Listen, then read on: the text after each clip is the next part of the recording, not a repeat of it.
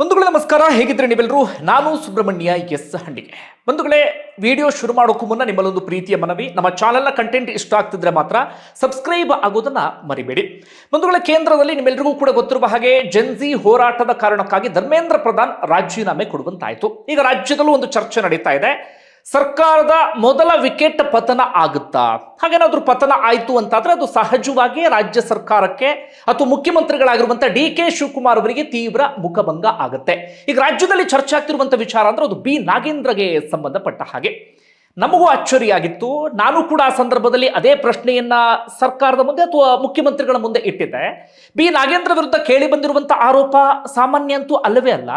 ಸದ್ಯ ಸಿಬಿಐ ತನಿಖೆ ನಡೀತಾ ಇದೆ, ಇಡಿ ತನಿಖೆ ನಡೀತಾ ಇದೆ. ಅವರೆಲ್ಲರೂ ಕೂಡ ಚಾರ್ಜ್ ಶೀಟ್ ಅನ್ನ ಸಲ್ಲಿಕೆ ಮಾಡಿದ್ದಾರೆ. ಇನ್ನು ಕೂಡ ತನಿಖೆಯ ಹಂತದಲ್ಲಿ ಇದೆ.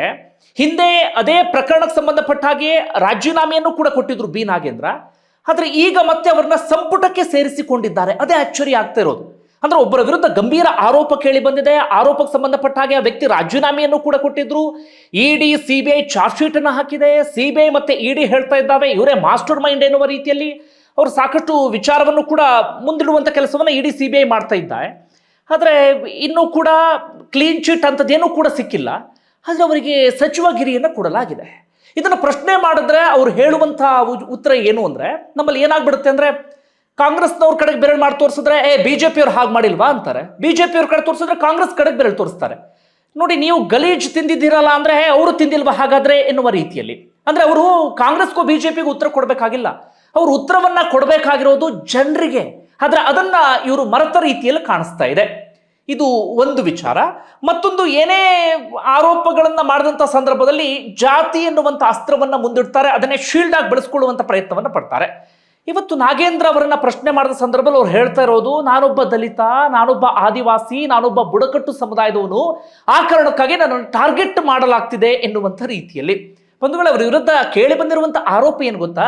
ಅವ್ರು ಯಾವ ಬುಡಕಟ್ಟು ಅಥವಾ ಆದಿವಾಸಿ ನಾನು ಅಂತ ಹೇಳ್ಕೊಳ್ತಾ ಇದ್ದಾರೋ ಅದೇ ಸಮುದಾಯಕ್ಕೆ ಅಥವಾ ಅದೇ ಸಮುದಾಯದ ಮಕ್ಕಳಿಗೋ ಅಥವಾ ಅದೇ ಸಮುದಾಯದಲ್ಲಿ ಯಾರು ಕಷ್ಟದಲ್ಲಿದ್ದಾರೋ ಅವರಿಗೆ ಸೇರಬೇಕಾದಂಥ ದುಡ್ಡನ್ನ ಇವರ್ಯಾರೋ ಗುಳು ಮಾಡಿದ್ದಾರೆ ಅನ್ನೋದೇ ಇಲ್ಲಿರುವಂಥ ಆರೋಪ ಅಥವಾ ಇಲ್ಲಿರುವಂತಹ ಪ್ರಮುಖವಾದಂಥ ವಿಚಾರ. ಆದ್ರೆ ಅವ್ರು ನೋಡಿದ್ರೆ ನಾನೊಬ್ಬ ದಲಿತ, ನಾನೊಬ್ಬ ಆದಿವಾಸಿ, ನಾನೊಬ್ಬ ಬುಡಕಟ್ಟು ಎನ್ನುವ ರೀತಿಯಲ್ಲಿ ತಮ್ಮನ್ನು ತಾವು ಶೀಲ್ಡ್ ಹಾಕಿಕೊಳ್ಳುವಂಥ ಪ್ರಯತ್ನವನ್ನ ಪಡ್ತಿದ್ದಾರೆ. ಓಕೆ, ಹಾಗಾದ್ರೆ ಬಿ ನಾಗೇಂದ್ರ ಸಂಬಂಧಪಟ್ಟ ಏನೆಲ್ಲ ಬೆಳವಣಿಗೆ ಆಗ್ತಿದೆ ಅದನ್ನ ಗಮನಿಸ್ತಾ ಹೋಗೋಣ. ಬಂಧುಗಳೇ, ನಿಮ್ಮೆಲ್ಲರಿಗೂ ಕೂಡ ಗೊತ್ತಿರುವ ಹಾಗೆ ಮಳೆಗಾಲದ ಅಧಿವೇಶನ ನಡೀತಾ ಇದೆ. ಉಭಯ ಸದನಗಳಲ್ಲೂ ಕೂಡ ಇದೀಗ ತೀವ್ರ ಚರ್ಚೆ ಆಗ್ತಿರುವಂತ ವಿಚಾರ ಅಂದ್ರೆ ಇದೆ. ಕಂಪ್ಲೀಟ್ ಕಲಾಪ ವ್ಯರ್ಥ ಆಗಿದೆ. ಬೇರೆ ಯಾವ ವಿಚಾರಗಳು ಕೂಡ ಚರ್ಚೆಗೆ ಬಂದಿಲ್ಲ. ಬಿಜೆಪಿ ಹಾಗೆ ಜೆಡಿಎಸ್ನವರು ಬಿ ನಾಗೇಂದ್ರ ರಾಜೀನಾಮೆಗೆ ಪಟ್ಟು ಹಿಡಿದು ಕುಳಿತುಕೊಂಡಿದ್ದಾರೆ. ಅದು ಒಂದೊಳ್ಳೆ ವಿಚಾರವೇ. ನೋಡೋಣ, ಇದರಲ್ಲಾದ್ರೂ ವಿಪಕ್ಷ ಯಶಸ್ಸನ್ನ ಕಾಣುತ್ತಾ ಏನ್ ಕತೆ ಎನ್ನುವ ರೀತಿಯಲ್ಲಿ. ಬೇರೆ ಯಾವ ವಿಚಾರದಲ್ಲೂ ಕೂಡ ವಿಪಕ್ಷಗಳು ಅಂತ ಯಶಸ್ಸನ್ನ ಕಂಡ ರೀತಿಯಲ್ಲಿ ಕಾಣಿಸ್ತಾ ಇಲ್ಲ. ಜೆಡಿಎಸ್ ಆದ್ರೂ ಒಂದಷ್ಟು ವಿಚಾರಗಳಲ್ಲಿ ಪ್ರಬಲವಾಗಿ ಹೋರಾಟವನ್ನ ಮಾಡ್ತಾ ಇದೆ. ಇವತ್ತು ವಿಪಕ್ಷ ನಾಯಕ ಅಂದ್ರೆ ನಮಗೆ ಕುಮಾರಸ್ವಾಮಿ ಅವರೇ ನೆನಪಾಗ್ತಿದ್ದಾರೆ. ಬಿಟ್ರೆ ಇತ್ತ ಬಿಜೆಪಿ ಅಂತೂ ನಿಮಗೆ ಗೊತ್ತು, ನಾನು ಅದು ವಿಶೇಷವಾಗಿ ಎಕ್ಸ್ಪ್ಲೇನ್ ಮಾಡುವಂತ ಅವಶ್ಯಕತೆ ಇಲ್ಲ. ನೋಡಿ, ಈ ಹೋರಾಟವನ್ನಾದ್ರೂ ಒಂದು ತಾರ್ಕಿಕ ಅಂತ್ಯಕ್ಕೆ ತೆಗೆದುಕೊಂಡು ಹೋಗ್ತಾರಾ ಅಂತ ಹೇಳಿ. ಒಟ್ಟಾರೆ ಉಭಯ ಸದನಗಳಲ್ಲೂ ಕೂಡ ಇದೇ ವಿಚಾರ ಪ್ರಸ್ತಾಪ ಆಗ್ತಾ ಇದೆ. ಈಗ ಬಿಜೆಪಿ ಮತ್ತೆ ಜೆಡಿಎಸ್ ನವರು ಹೇಳ್ತಿರೋದು ಅದೇ. ಈಗ ಅಷ್ಟು ಆರೋಪ ಇದೆ, ಅಷ್ಟು ದುಡ್ಡನ್ನ ನುಂಗಿ ನೀರು ಕುಡಿದಿದ್ದಾರೆ ಎನ್ನುವಂತ ಆರೋಪ. ಸಿಬಿಐ ಮತ್ತೆ ಇಡಿ ಚಾರ್ಜ್ ಶೀಟ್ ಅನ್ನ ಹಾಕಿದೆ, ಕ್ಲೀನ್ ಶೀಟ್ ಸಿಕ್ಕಿಲ್ಲ. ಈಗ ಅವರಿಗೆ ಸಚಿವ ಸ್ಥಾನವನ್ನ ಕೊಟ್ಟಿರೋದು ಯಾಕೆ ಅಂತ.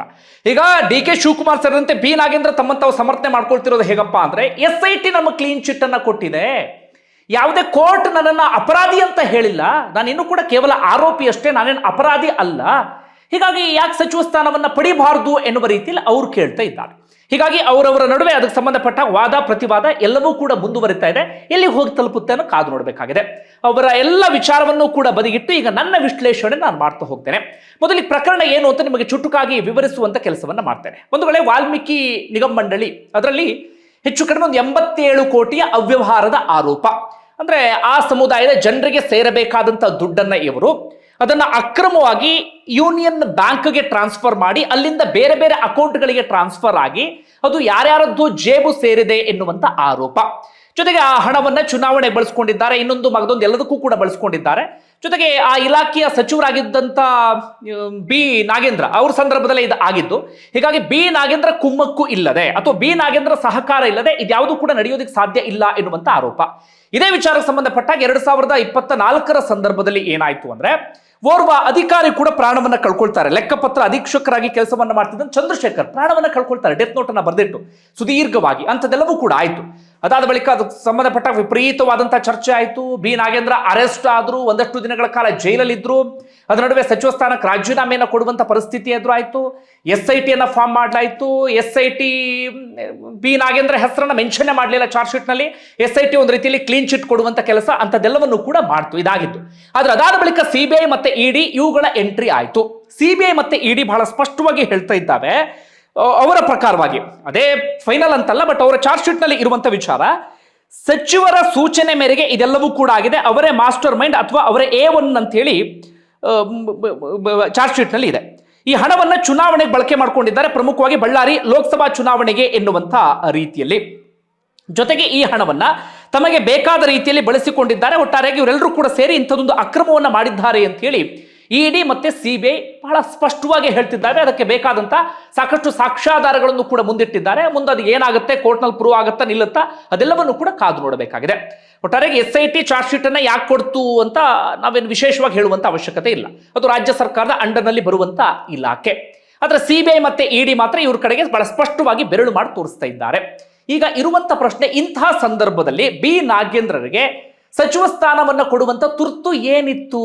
ಅದೇ ಎಲ್ಲರಲ್ಲೂ ಕೂಡ ಇರುವಂತ ಪ್ರಶ್ನೆ. ಈ ಕಾಂಗ್ರೆಸ್ನ ಲೆಕ್ಕಾಚಾರ ಏನಪ್ಪಾ ಅಂದ್ರೆ, ಅವರು ST ಸಮುದಾಯಕ್ಕೆ ಸೇರಿದಂಥವರು, ಬಳ್ಳಾರಿ ಸುತ್ತಮುತ್ತ ಭಾಗದಲ್ಲಿ ಪ್ರಭಾವವನ್ನ ಹೊಂದಿದಂಥವರು, ಅವರಿಗೆ ನಾವು ಸಚಿವ ಸ್ಥಾನವನ್ನ ಕೊಟ್ಟಿಲ್ಲ ಅಂತಂದ್ರೆ ಅದು ಬೇರೆ ರೀತಿಯಲ್ಲಿ ಹೋಗುತ್ತೆ, ಹಾಗೆ ಹೀಗೆ ಎನ್ನುವ ರೀತಿಯಲ್ಲಿ ಕೇವಲ ಪಕ್ಷದ ಲಾಭದ ಲೆಕ್ಕಾಚಾರವನ್ನ ಹಾಕ್ತಾ ಇದ್ದಾರೆ. ಆದ್ರೆ ಅದರ ಆಚೆಗೆ ಒಂದು ನೈತಿಕತೆ ಅನ್ನೋದು ಇರಬೇಕಲ್ಲ. ಮೊನ್ನೆ ತಾನೇ ಭ್ರಷ್ಟಾಚಾರದ ಆರೋಪ ಕೇಳಿ ಬಂದಿದೆ. ಆರೋಪ ಕೇಳಿ ಬಂದ ಬಳಿಕ ಸಚಿವ ಸ್ಥಾನಕ್ಕೆ ರಾಜೀನಾಮೆ ಕೊಟ್ಟಾಗಿದೆ. ಜೈಲಿಗೆ ಹೋಗಿ ಬಂದಾಗಿದೆ. ಜೈಲಿಗೆ ಹೋಗಿ ಜಾಮೀನಿನ ಮೇಲೆ ಇದೀಗ ಹೊರಗಡೆ ಬಂದಿದ್ದಾರೆ.